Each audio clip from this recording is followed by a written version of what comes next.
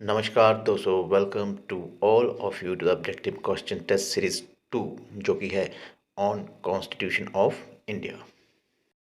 इसमें हम दोस्तों 50 ऑब्जेक्टिव टाइप क्वेश्चन जो है उनको स्टडी करेंगे। क्वेश्चन नंबर फर्स्ट है दोस्तों कि ओरिजिनली कॉन्स्टिट्यूशन ऑफ इंडिया जो है उसमें है dash number of the schedule. तो इसमें जो शेड्यूल थे वो थे 8। आंसर है बी। क्वेश्चन नंबर 2 है दोस्तों कि जो लोकसभा में SC ST के लिए जो रिजर्वेशन की गई है सीट्स की, वो कौन से आर्टिकल के अंडर की गई है। तो यहाँ पर जो आपका आंसर है वो है सी, आर्टिकल 330 यानी 330।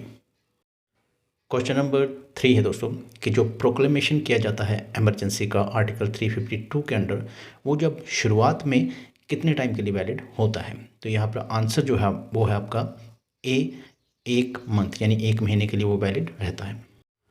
क्वेश्चन नंबर 4 है दोस्तों कि यूनियन ऑफ इंडिया वर्सेस शंकरचंद सेठ 1977 जो है वो केस किससे रिलेटेड है। तो इसका आंसर जो है वो है सी, ट्रांसफ़र ऑफ द जजेस। क्वेश्चन नंबर 5 है दोस्तों कि अगर प्रेसिडेंट ऑफ इंडिया की डेथ हो जाती है या वो रेजिग्नेशन दे जाते हैं या रिमूवल हो जाता है, तो जो नया प्रेसिडेंट है उसको इलेक्ट किया जाना चाहिए कितने टाइम के अंदर अंदर। तो इसका जो आंसर है वो डी है, with in 6 month.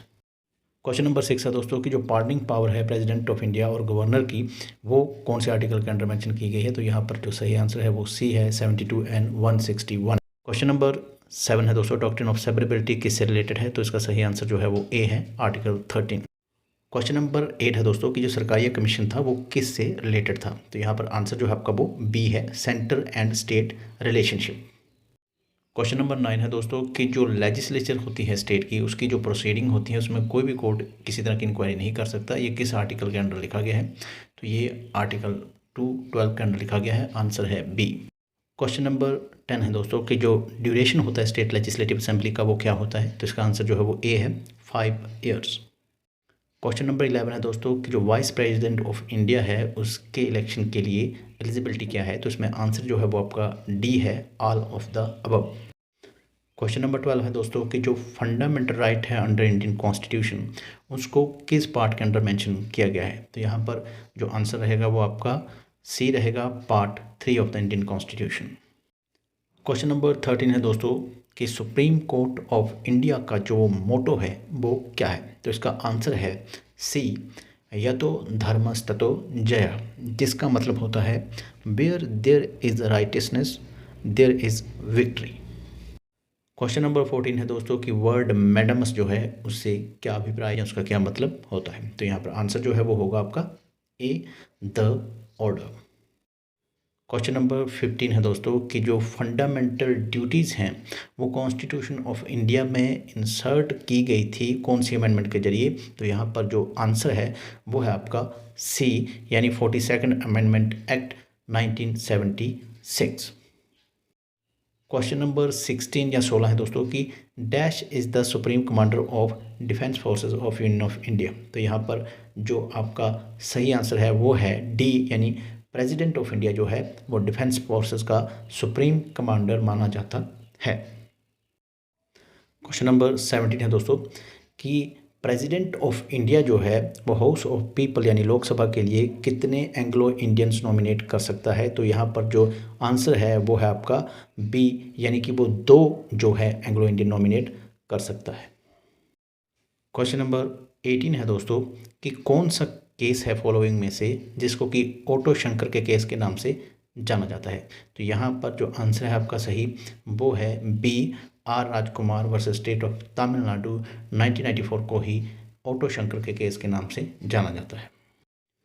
Question number 19 है दोस्तों कि पार्ट 1 जो है इंडियन कॉन्स्टिट्यूशन का वो किस चीज़ से डील करता है। यहाँ पर जो आंसर है सही आपका वो है सी, यानी the union and it's territory. Question number 20 है दोस्तों कि अटॉर्नी जनरल ऑफ इंडिया जो है उसकी अपॉइंटमेंट किसके द्वारा की जाती है। तो यहाँ पर जो आंसर है आपका सही वो है C, president of India.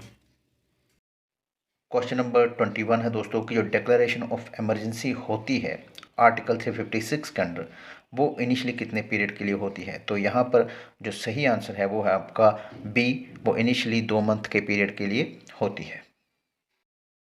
Question number 22 है दोस्तों कि एक पर्सन को प्रेसिडेंट ऑफ इंडिया के लिए बार बार चुना जा सकता है, यानी कि इसके लिए कोई लिमिट नहीं है। तो ये जो है आंसर इसका है वो सी है, क्योंकि ये स्टेटमेंट जो है वो ट्रू है। क्वेश्चन नंबर 23 है दोस्तों कि जो जजेस होते हैं सुप्रीम कोर्ट के, वो किसके सामने जो है ओथ लेते हैं। तो इसका जो आंसर है वो है A, president of India. Question number 24 है दोस्तों कि जो लेजिस्लेटिव काउंसिल होती हैं स्टेट्स में, उनके लिए minimum number of the members जो है उसकी रिक्वायरमेंट क्या है। यहाँ पर जो सही आंसर है वो है ए, नंबर 40, यानी 40 मेंबर मिनिमम उनके होने चाहिए। क्वेश्चन नंबर 25 है दोस्तों कि एजुकेशन जो है वो एक राइट भी है, एक ड्यूटी भी है और एक directive principle of the state policy भी है। तो यहाँ पर जो आपका स्टेटमेंट है वो सही है, तो आंसर इस हिसाब से हुआ आपका ए।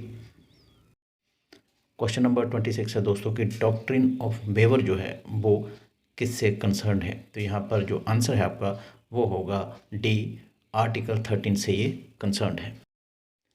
क्वेश्चन नंबर 27 है दोस्तों कि वर्ड हैबेस कॉर्पस जो है इज़ कौन सा वर्ड है, कौन सी लैंग्वेज से है। तो इसका आंसर जो है वो बी है, ये एक लैटिन वर्ड है।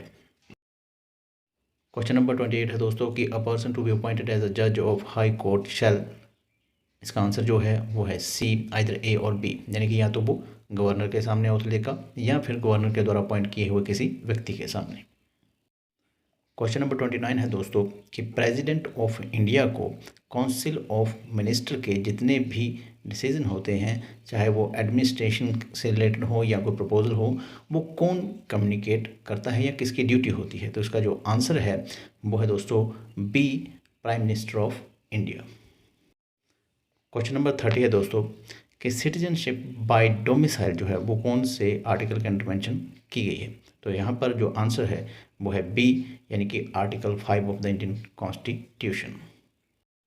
क्वेश्चन नंबर 31 है दोस्तों कि there shall be a vice president of India. तो ये कौन से आर्टिकल में लिखा गया है।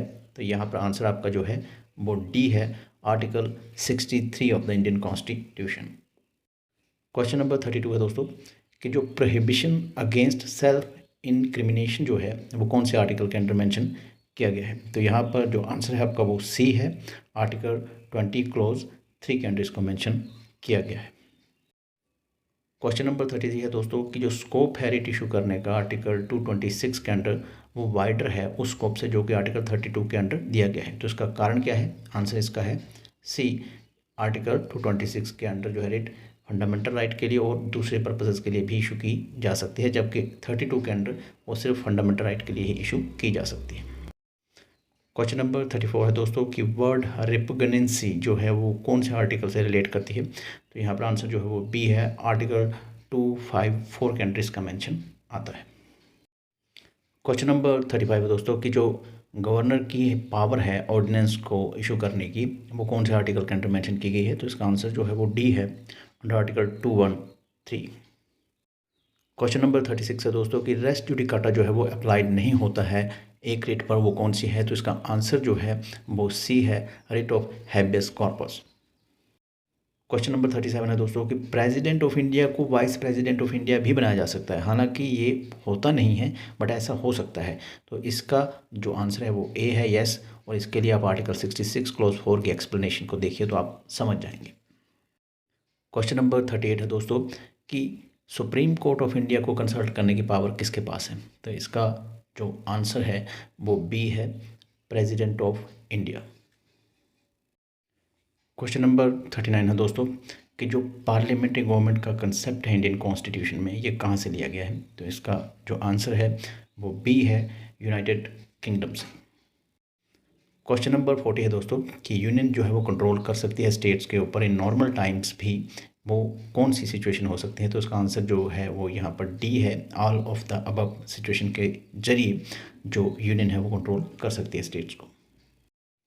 क्वेश्चन नंबर 41 है दोस्तों कि यूनिफॉर्म सिविल कोड जो है उसकी प्रोविज़न कहाँ मेंशन की गई है, किस आर्टिकल के अंडर मेंशन की गई है। तो इसका आंसर जो है वो सी है, आर्टिकल 44।